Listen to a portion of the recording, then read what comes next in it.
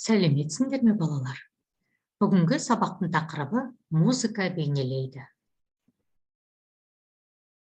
Сабақтың оқу мақсаттары: музыканың көркемдеуіш құралдарын және музыканың сипатын анықтау, көркем образдарды аша отырып, түрлі сипатты әндерді орындау.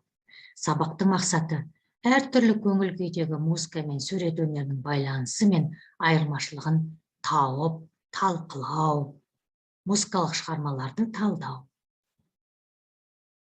Бүгінгі сабақта музыка және сурет өнер туралы әңгімелейсің. Аида Исакованың «Весенний ливень» көктемгі нөсер шығармасын тыңдап талдайсың. Әбілхан Қастеев шығармашылығымен танысасың, және өзің ақпарат іздеп туындылармен танысасың. Өнерлі бала әнін үйренесің.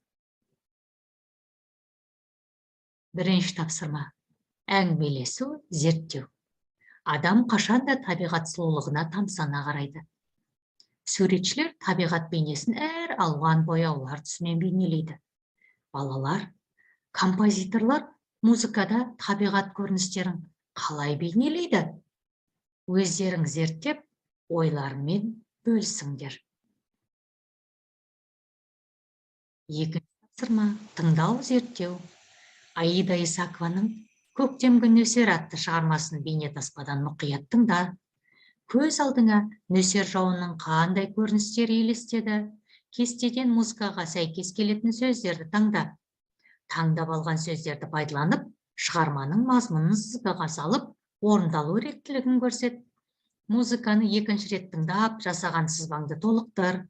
Толықтырған сызбаны баяндап, сурет салып, немесе пантомима арқылы көрсет.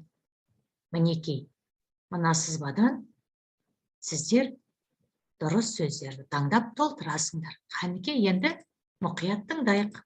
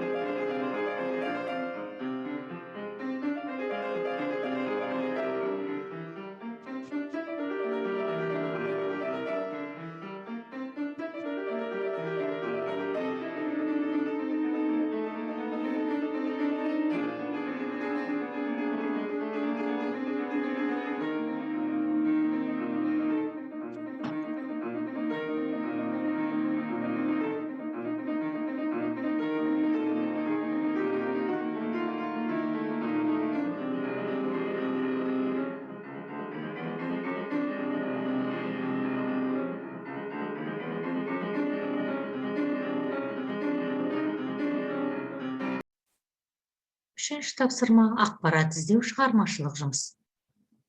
Әбілхан Қастеевтің туындыларымен өз бетіңше таныс. Қай туындысы сенің ой қиялыңды қозғады? Түсінігіңді айтып бер. Әбілхан Қастеев қазақтың әйгілі кескіндеме шебері, график суретшісі, қазақ бейнелеу өнерінің негізін қалаушылардың бірі.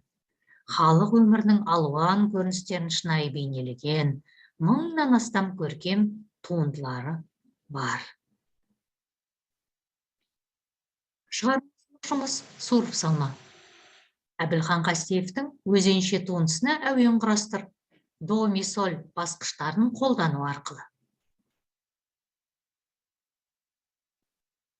Төртінші тапсырма: музыка және сурет ойыны.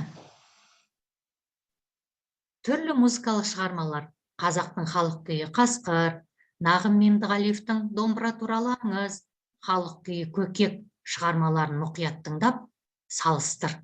Тыңдаған музыкалық шығармаларды суреттермен салыстырып және сәйкестендір.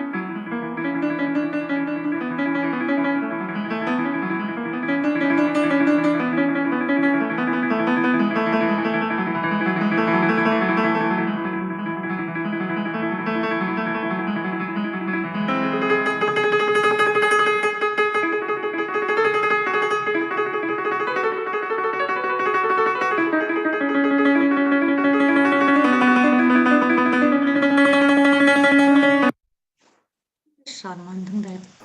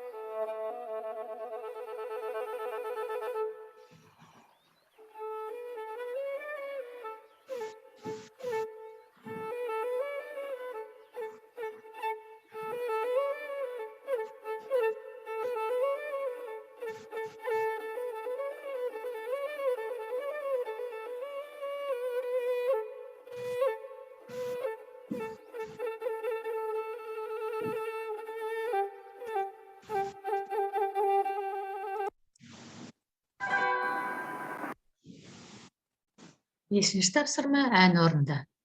Өнерлі бала әні. Әннің сөзін мәнерлеп оқып, әуеніне, көркем бейнесіне сәйкес әнді үйреніп орында.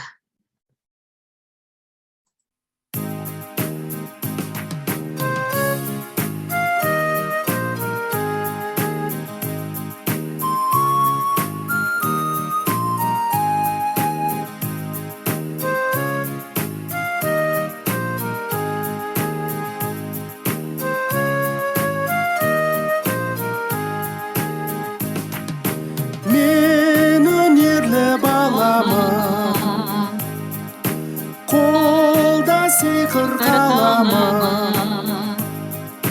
Табиғаттың тамаша суреттерін саламын, салам асқақ тауларын, өзен көлдер бауларын жарқырата көрсетем. Жарқын жақсы жандарым, өнер, өрнек ән күйлер, ой балқытқан бал билер, маманының ісі.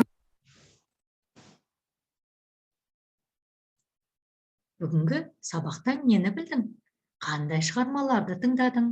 Табиғат көрінісін, көктемгі нөсерді бейнелеген музыкалық шығарманы кім жазды? Әбілхан Қастеев туралы нені білдің? Бүгінгі сабақтан алған әсеріңді білім қоржыны арқылы білдір.